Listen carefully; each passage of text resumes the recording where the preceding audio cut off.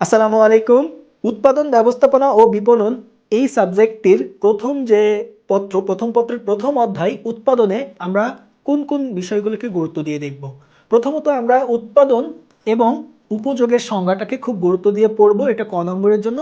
এরপরেই আমরা যত প্রকারের উপযোগ আছে এটা আমাদের গ এবং ঘ এই দুইটা পার্টের জন্য খুবই খুবই ইম্পর্টেন্ট। এখান থেকে গ এবং ঘ এর প্রশ্ন আসবে। আমরা রূপগত উপযোগ, স্থানগত উপযোগ, সময়গত, তথ্যগত, সত্যগত, সেবাগত, এর পাশাপাশি আমরা আরো দুই ধরনের উপযোগ, অর্থগত এবং ঝুঁকিগত উপযোগটাকে একটু পড়ে রাখবো।